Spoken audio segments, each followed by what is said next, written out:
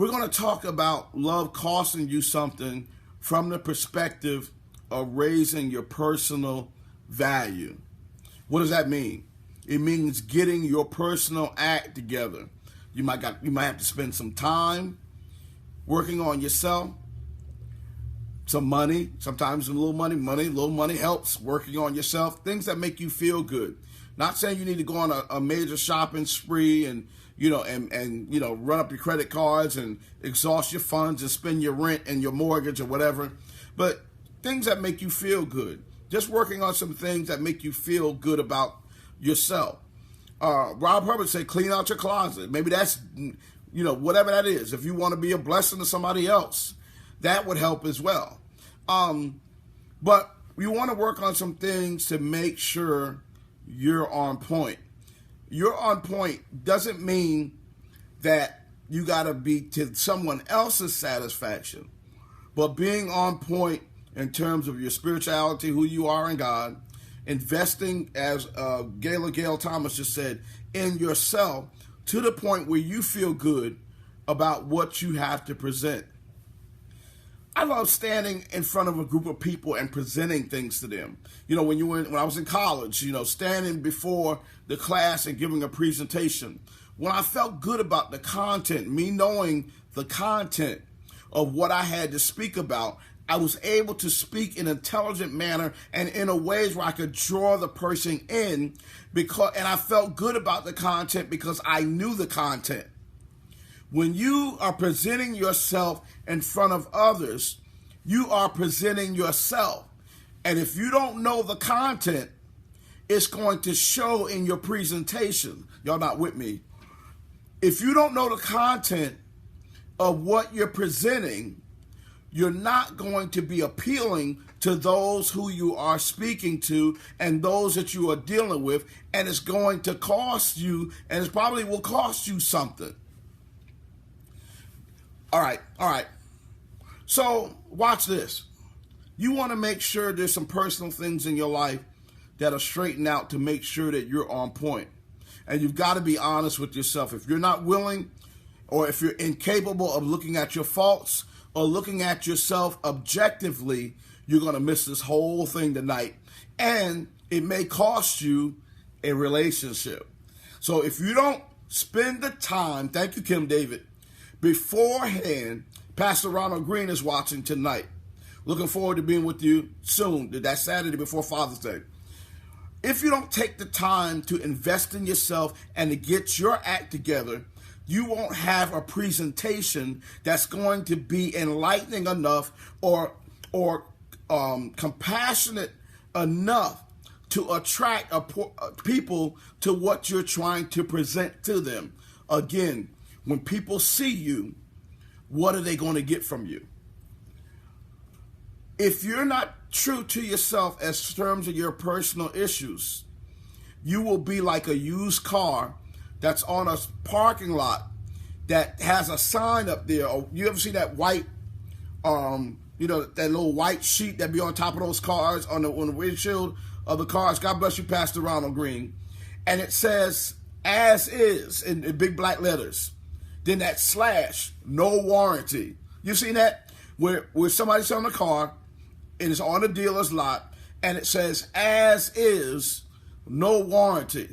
I don't know about you, but I when I see that sign up there, when I see that piece of paper, that scares me. On a car lot, when there's other cars on the lot, y'all ain't with me. When there's other cars on the lot that they're offering a warranty for, why is this particular car, out of all the other cars that come with the warranty, why is this particular car, as is, no warranty?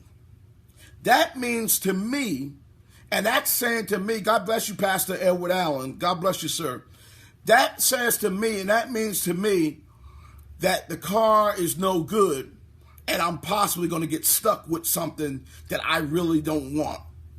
It also means that the owner, watch this, is not taking any responsibility for the condition of the car. And that scares me even worse.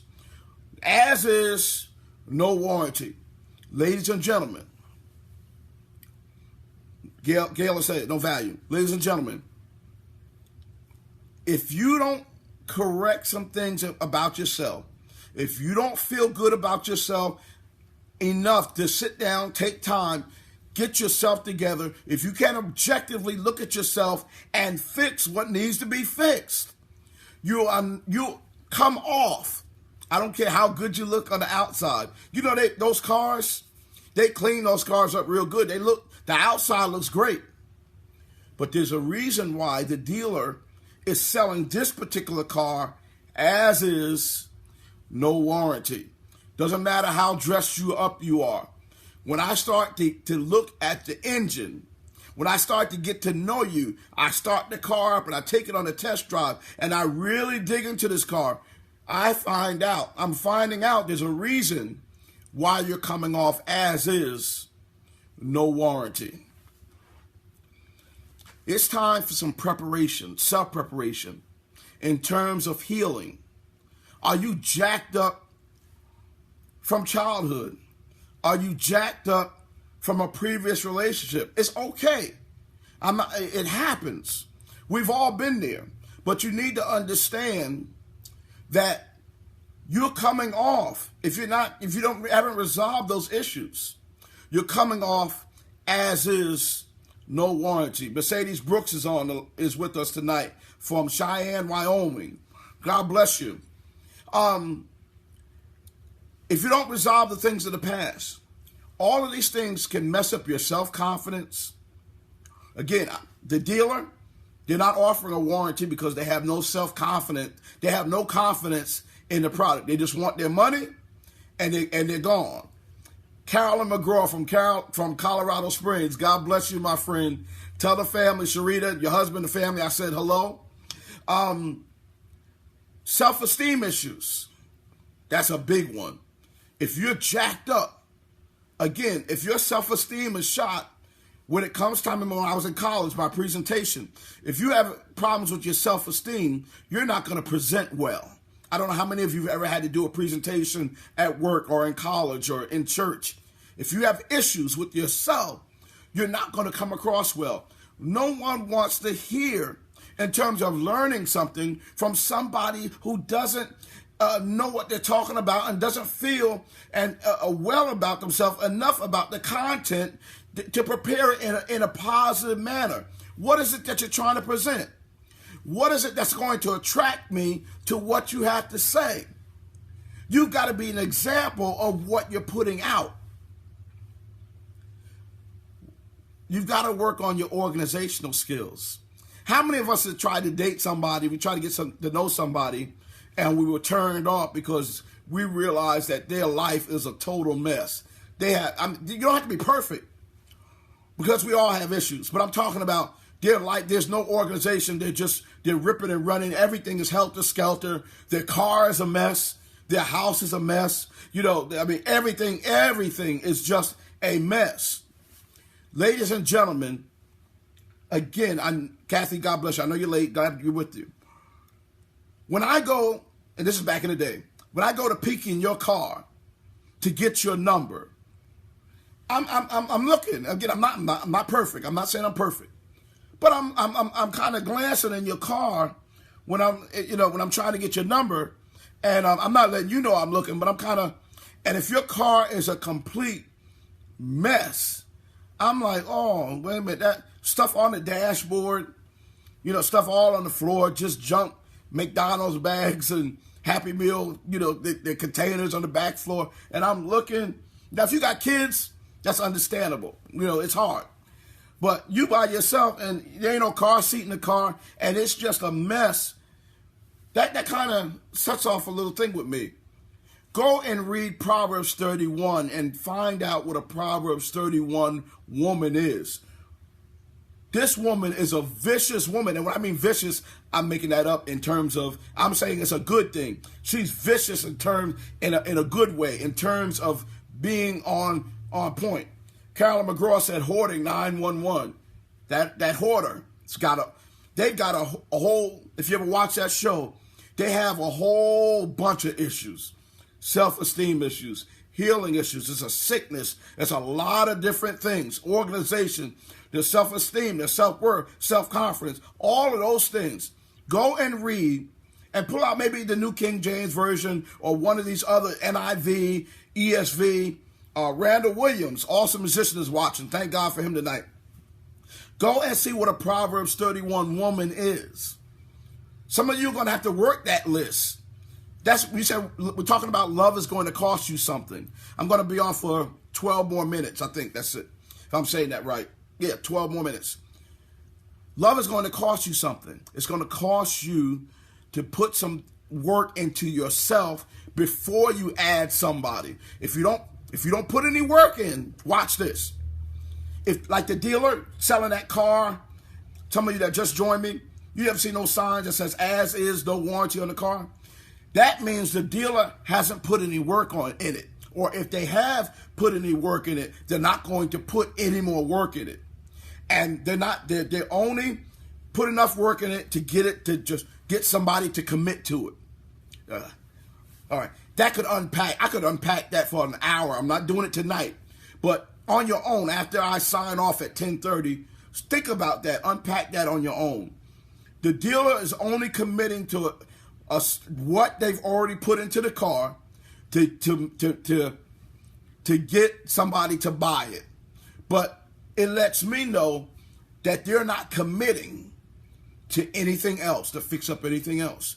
When you come forward to meet somebody and your act is not together, you're screaming loud and clear, as is, no warranty. I'm not changing anything. I'm not adding anything. I'm just not doing anything. This is it. Claudia said, you saying something right there. If you desire someone rooted and grounded in terms of their relationship with the Lord, watch this right here. If you're looking to be with somebody who's rooted and grounded in the Lord, you ought to be rooted and grounded in your relationship with the Lord as well. Missionary Chaplain Haskins is with us tonight. Eloise Williams, Gail Thomas. How can you expect to pull somebody who is spiritually on point and the only scriptures you know is Jesus wept and John 3:16? All right, see, and this goes for men and women. It's amazing how we want to, particularly the women. Just give me a minute. Ladies, I'm just going to sail through here real quick. We want a man that is so into the Lord and so powerful. And it's good because you want somebody to look up to. My wife looks up to me spiritually. But my wife has something spiritual to bring to the table. She knows more about the word than John 3:16 and Jesus wept. She's able to quote some scriptures. She reads the Bible. She reads books. She reads Joyce Meyer and different books, Tony Evans. And you got to bring something spiritual to the table. Why should you be trifling? I hate to use the word, but I'm just using it tonight. Why should you be trifling spiritually? And now here goes somebody, and you got where they feel it. You're going to lean all the way on them. Eloise Williams knows my wife. She said, yes, Mary does. When you're going to lean on, that's a turnoff. There's going to be a time that a man, thank you, Sister McGraw. Thank you, Rob. There's going to be a time when a man is going to need some strength from you. Some days, we say, some people have said it incorrectly, marriage or relationship is 50-50. No, it's not. It's 100-100. Because and as much as possible. And there's some days I'm not going to be able to give you 100. I might be able to give you 80, but you might be able to cross over and help me with that 20%. God bless you, Laureen, in the areas where I'm lacking that particular day. All right. Every day you wake up, you're not going to feel saved. Am I right? I've got a couple of pastors that's watching tonight. Can somebody say, that's the truth, Pastor Cherry? There's some days you're not going to feel saved. And your partner can help you, but you can't help somebody else if you're just leading them to death, because they're the ones that have all the spirituality and you have nothing to bring to the table. While you're by yourself, Now's the time to get some content into you. Love's going to cost you something. It's going to cost you to get into the Word. It's going to take time to get into the Word. Real quickly, there was this professor. He was a phenomenal professor, and he studied. He was known for, I think he was a philosopher. He was known for his outstanding work in the book of Romans. He spent years and years and years in Rome. He was a beast in terms of the book of Romans. He was on an airplane reading. He was the last person that needed to be in the book of Romans studying. But after all those hours, he was in the book of Romans studying on the plane. And a seminary student was sitting next to him on the plane. And he said, man, it's a pleasure to meet you. He said, man, I really wish that I knew the Word as well as you did. And the student was sitting there reading a Time magazine. And so the professor said, well, you can start by putting Time magazine down. And I thought that was very profound. And it was just simple, but it was profound. You got to put the time in. You got to, ladies and gentlemen, sometimes we take so much time watching shows and doing all kinds of stuff, trying to and hoping to find somebody, but wasting time, precious time that we could be imparting in ourselves to make yourselves closer to the Lord, closer to your, in terms of your relationship with God, and being able to provide something when you run into somebody, when God finally, when you come into contact with somebody spiritually tonight. What do you have to offer? Love is going to cost you something. Watch this. The word patience. When you seem over anxious, one more time. Can I get a little closer? When you seem over anxious, many times, that lets me know. And I'm going to go back to my car lot deals. Somebody selling a car. When a salesperson is over anxious to sell me a car,